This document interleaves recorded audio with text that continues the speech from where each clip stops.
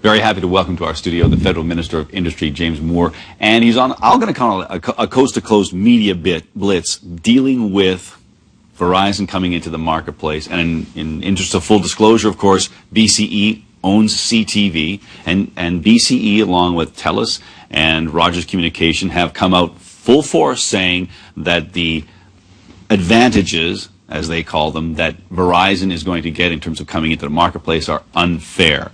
Now, there is a couple of ones dealing with infrastructure and one with regard to the size of the marketplace that might be easily dismissed. But let's talk about the issue I'm glad you think they're easily dismissed. Well, there are some that say they're easily dismissed. But it seems like the auction for the spectrum and the ability to bid on more than one block seems to be a big issue. You're never going to change their minds, so what about consumers? What can you do to change the minds of consumers that this is a good thing?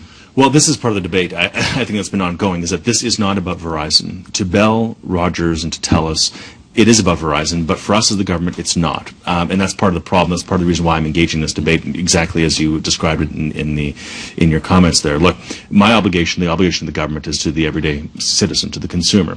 The obligation of Bell, TELUS, and Rogers to their shareholders is to ensure that Verizon doesn't come into Canada. That's why you see the ad campaigns. That's why you see the debate going on out there.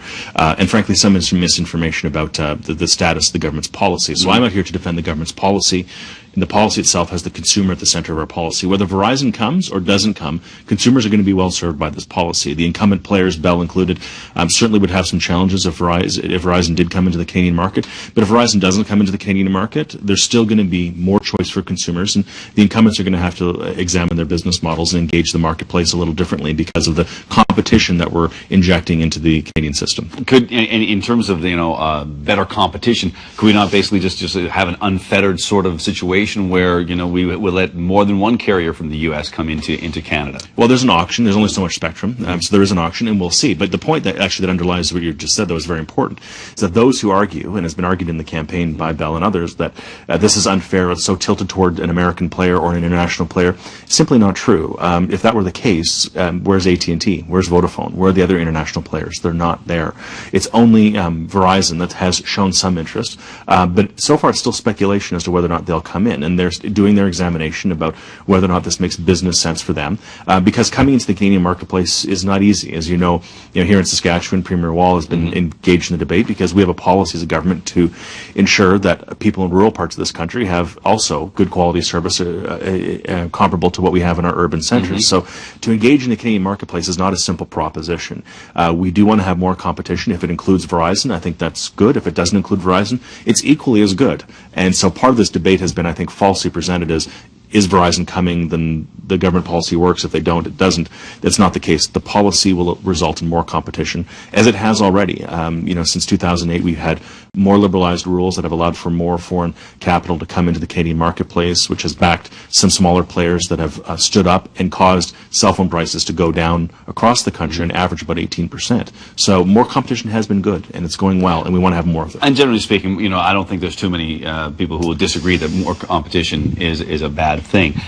Just on a different level, you mentioned Saskatchewan there, and SaskTel is in a different situation than others, and recently CEP, the union we are involved with here at CTV, at least at this particular local, has said, well, wait a second, why don't we have a SaskTel-like model on a federal level? And there are some who say, SaskTel serves the province very well. Could not a national carrier of the same sort, a Crown Corporation, serve the marketplace as well, even if they'd be competing just like SaskTel competes with others? No, I don't think that's in the interest of consumers, or frankly in the interest of taxpayers, to take on that kind of an infrastructure. That's just it's not the way that we want to go. And I think, by the way, SaskTel has improved their quality of service and the loyalty that they have as well from consumers. I think they've been improved by the particular competition that they have here in Saskatchewan, Rogers and others who are coming into the marketplace. So we want more competition, not less competition. We want to diminish the taxpayer's obligation on these files and to have more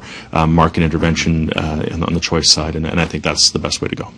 One other thing with regard to Verizon specifically, and we'll just use them as the example just by virtue of some recent articles with regard to the NSA and National Security Agency, getting information, data from Verizon mandated by the Obama government. What kind of guarantees we have as Canadians that Verizon wouldn't be pulling some of that information and sending it south of the border? No, the NSA issue, we'll call it a scandal, Sure. but the issue in the United States, it certainly had a great deal of currency in Canada, a great deal of concern in Canada prior to the summer recess of Parliament. The issue was raised in the Parliament of Canada, and Peter MacKay, when he was the Defence Minister at the time, said correctly that regardless of the dynamic, we, of course, will always protect and safeguard the privacy of Canadians. That's an absolute. And so I think this is, an attempt by those again. Look, and I don't begrudge Bell, Rogers, and TELUS from putting forward an ad campaign that serves the interests of their company, and that's what they're trying to do. They're trying to persuade the government policy, trying to stir public opinion,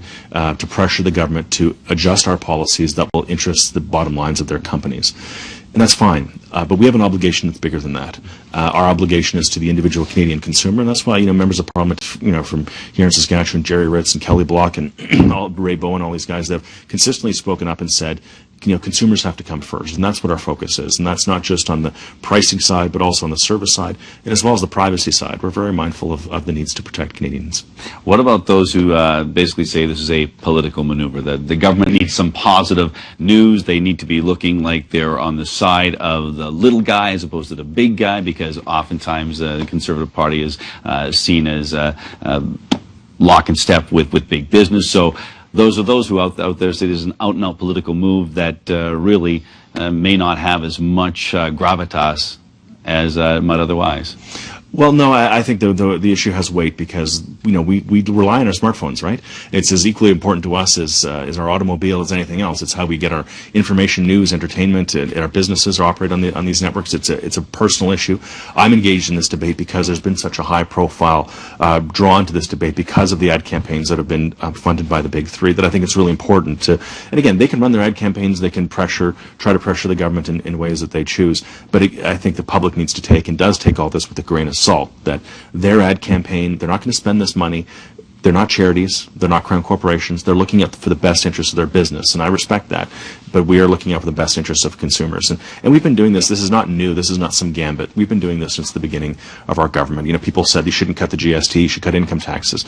And we said, well, no, this benefits consumers. To have a suite of tax relief measures that help the individual is actually a benefit that I think may not be self-evident to people. And here we are now, many years removed since those choices, where Canada has some of the best job numbers in the G8, lowest taxes in 50 years, and the economy continues to grow. So this is not a new thing.